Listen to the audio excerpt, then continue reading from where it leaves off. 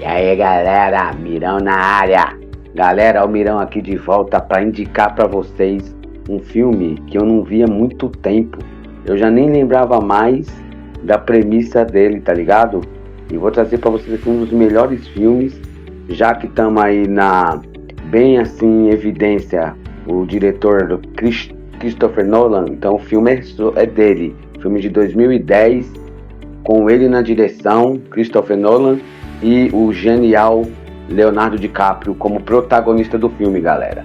Então esse filme é nada, já vamos direto ao ponto. O filme é nada mais, nada menos que A Origem, certo, galera? Como eu tinha dito, que eu nem lembrava muito da premissa do filme, sobre o que eu até confundi muito quando eu falei, vou reassistir esse filme de novo, tá ligado? É um filme que já vou falando pra vocês que ele teve um orçamento de 160 milhões de dólares, galera. Vamos começar por aqui. E teve uma bilheteria muito boa mundial de 833 milhões de dólares, galera, tá ligado? Foi um filme muito aclamado na época. Mas eu vou falar um negócio pra vocês, muitos não sabem.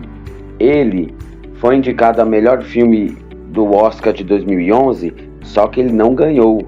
Ele estava concorrendo com O Discurso do Rei, que foi o vencedor, A Rede Social, que é um filmaço, assistam. Esse ano vai até daqui nos próximos meses, se eu não me engano, mês que vem vai sair A Rede Social 2, Cisne Negro, O Vencedor, Bravura Indômita, Toy Story 3, Minhas Mães e Meu Pai, 127 Horas e Inverno da Alma. São os filmes que concorreram junto com A Origem, tá ligado? E ele não ganhou. Quem ganhou foi O Discurso do Rei, que por sinal é um filmaço, galera.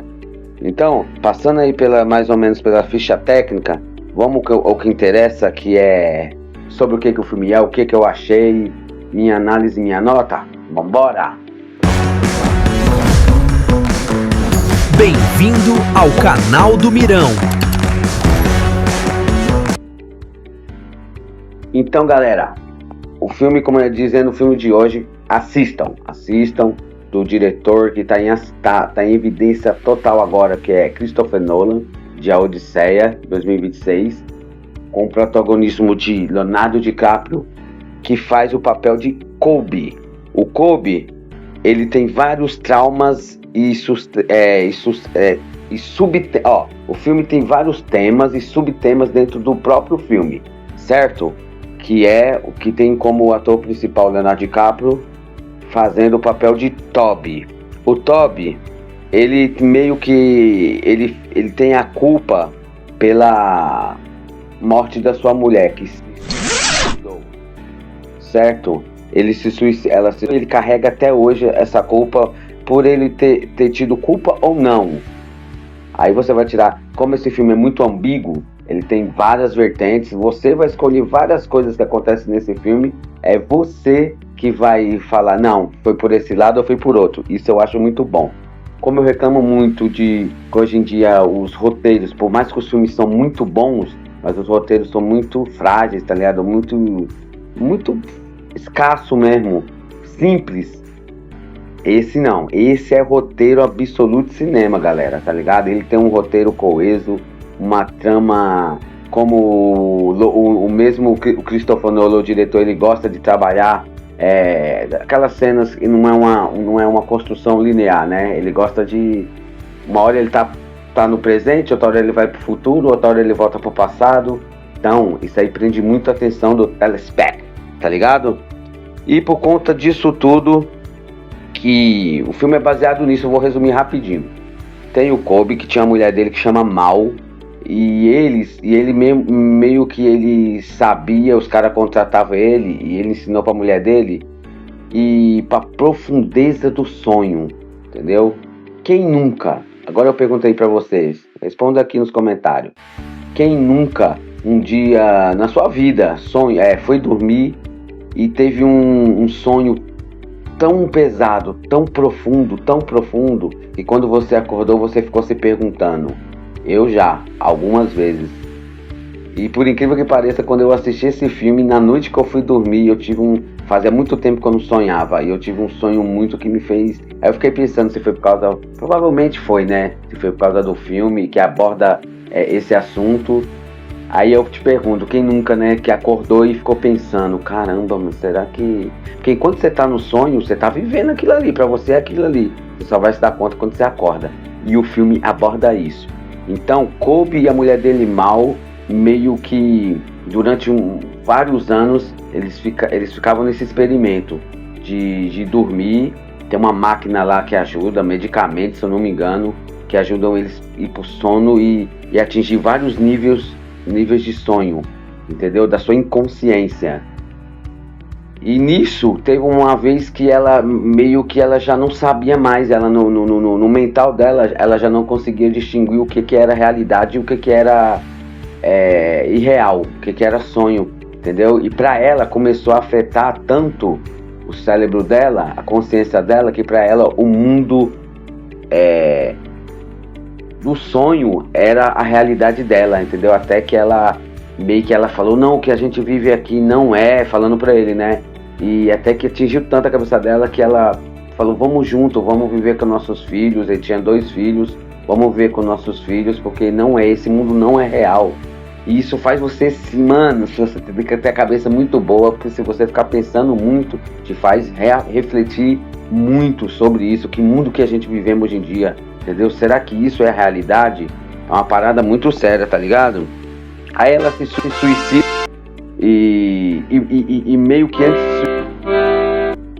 já tinha isso, que ele não ia embarcar nessa com ela. Ela meio que faz uma carta lá, entrega pro advogado, falando que a culpa era todo dele. Aí começa a premissa do filme, que é ele fugindo da polícia. A polícia meio que viu a carta e começou a meio que pré-julgar que ele era o culpado pelo... E aí começa essa trama toda. E ele conhece um japonês lá, eu vou pegar até o nome do japonês aqui, pra mim não errar. Ele contrata esse japonês, eu vou lembrar aqui o nome dele. Que o japonês, ele tem uma empresa grande, só que nesse mundo de negócios, um querendo foder com o outro, ele meio que contrata o Colby pra fazer entrar na mente, no subconsciente de um outro grandão que meio que é rival dele aí nos mundos dos negócios, pra entrar na mente dele, pra colocar, porque ele consegue, entrando em várias camadas do inconsciente da pessoa, o Colby consegue meio que colocar umas ideias, e quando a pessoa volta ao mundo real, ele fica se perguntando e dá a entender muito que aquilo ali é real, exatamente o que foi plantado na cabeça é realmente o que tem que ser feito. E aí o japonês contrata o Saito contrata o Colby pra fazer isso, só que não é por dinheiro. Saito, como ele tem uma grande, né, ele conhece várias pessoas, assim, no mundo, assim, tanto dos negócios, da polícia, de tudo, ele promete para o Colby, que se o Colby conseguir fazer isso com o rival dele lá, que é o Fisher, o outro empresário lá, se ele conseguir, Saito vai conseguir limpar a barra dele e deixar o nome dele limpo e ele voltar para casa para criar os filhos dele, que até então ele tá longe dos filhos dele, entendeu? Tá entendendo a trama? Aí, conforme vai passando o filme, a trama toda é todinha em cima disso, dele conseguir, ele entrar no subconsciente, aí ele contrata umas pessoas, cada um tem uma tarefa a se fazer nessa parte aí de entrar na cabeça do Fisher. Aí tem várias reviravoltas, e só no decorrer do filme que a gente vai vendo que tudo que aconteceu no filme antes deles entrar no avião é real. É nessas pequenas coisas que você vai ter que se apegar, senão você vai ter que assistir mais de 2, 3 vezes o filme. Eu ainda, como eu ia lembrando, eu consegui pegar esses detalhes que fazem toda a diferença para você entender a história real do filme, que ele passa várias mensagens, você acredita no que você quiser. Então, aí, tudo que vai ter a parte do avião, que é a hora que eles entram no avião com todo mundo, e todo mundo vai dormir.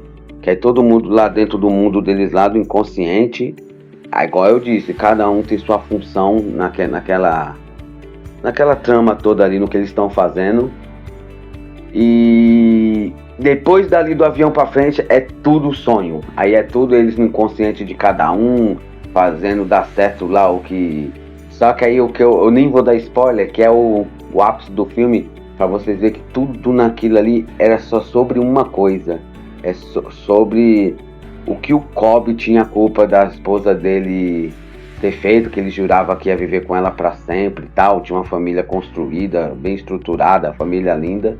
E no final ele vê que a culpa dele era mesmo, ele que não conseguia se largar desse passado dele, tanto que ele vê durante o filme todinho várias cenas da mulher dele dentro do inconsciente, ela atrapalhando ele, tá ligado? Isso aí não era ela, mas é o que o cérebro do Colby construía, entendeu?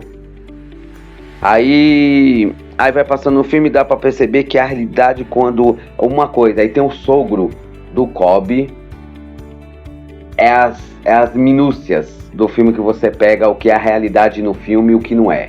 Quando aparece isso aí, foi até o diretor Christopher Nolan que falou que para você saber, uma das partes pra você saber qual é a parte do filme que é a realidade ou é o inconsciente quando eles estão dormindo, é o sogro. Quando o sogro está no filme, Nolan falou que é a parte da realidade do filme, é a parte real, que está acontecendo real. Quando ele não está, a maioria da parte é a parte da irrealidade do filme, certo? E principalmente pelo o totem. Tem um totem que é tipo um peão que o Colby, não sei se era da mulher dele ou era dele, que o que eles faziam para saber se eles estavam na realidade ou no inconsciente. Ele pegava, que ele carregava no bolso um totem, que ele jogava numa mesa ou em algum canto e ele girava. Se o totem continuasse rodando sem parar e nunca parar e cair, eles estavam na irrealidade, eles estavam dentro do subconsciente, do inconsciente. Quando ele chegava e ele rodava e o peão meio que caía e parava, aí eles estavam na realidade. Isso aí é uma coisa que você só vai descobrindo bem no final do filme, tá ligado? Mano, pensa num diretor fila da mãe e o roteirista do filme foda que fez isso. Aí essa é mais ou menos a trama todinha do filme, galera. Se passa sobre isso, aí você só vai descobrir no final que coube, que tudo era sobre ele, entendeu? Sobre ele. Aí o final do filme é a peça que faltava, que o Nolan preferiu deixar meio que em aberto a interpretação se Colby voltou ou não à realidade, que aí ele volta para os filhos dele, tudinho, aí mostra o peão, entendeu? O peão rodando, rodando, rodando, e você vê quando ele vai parar, o filme acaba. Aí fica a questão, você que já assistiu o filme, ou não assista e deixa o comentário depois aqui. O peão parou ou não no final? Eu quero que você que já assistiu o filme e depois quem não assistiu for assistir, comentem aqui. O que vocês acham? O peão parou ou não no final? Ele voltou para a realidade ou quis ficar? Porque eu deu a entender, na minha opinião, que o peão é uma forma metafórica de dizer o que naquele final? Foda-se se ele está no mundo real ou no inconsciente dele. Importante que ele está onde ele queria estar, o Cobb, que era com a família dele, com as filhas dele. Tanto que durante todo o filme as filhas dele nunca aparecem um rosto. Ele só vê elas meio que de costa. Aí tem várias cenas também que você nem sabe se ele tá na realidade ou não, e no final ele consegue ver o rosto das filhas e a roupa muda um pouco delas. É a única cena no final. Entendeu? Filmaço. Indicações do Mirão para um filme foda. Assistam que vocês vão gostar muito. Depois comentem aqui. O que vocês acham que o final foi o quê? Pinhão parou ou não parou? Que quer dizer o quê? Ele voltou para a realidade ou ficou lá no inconsciente da mente dele? Mais uma dica pro Mirão, espero que vocês gostem aí. Vou vir com mais coisas aí. Vou vir com vídeos a partir de agora sobre eu assistindo todos os filmes que ganharam o Oscar, as 98 edições, desde 1929 até 2026. Certo, galera? Espero que gostem. É conteúdo pra caramba. Sigam lá nas redes sociais, @Mirobateria. E aqui no canal do Mirão, é filme, séries, vai vir game aí total. Tô estruturando o canal aí, comprando mais equipamento aí para deixar somente as lives para você que é São Paulino aí no meu canal. Todo mundo é bem-vindo. Mas você que que é São Paulino aí da torcida, gosta de bateria, gosta de conteúdo, vai vir conteúdo pra caralho e é isso aí. Mirão na área e vamos pra próxima!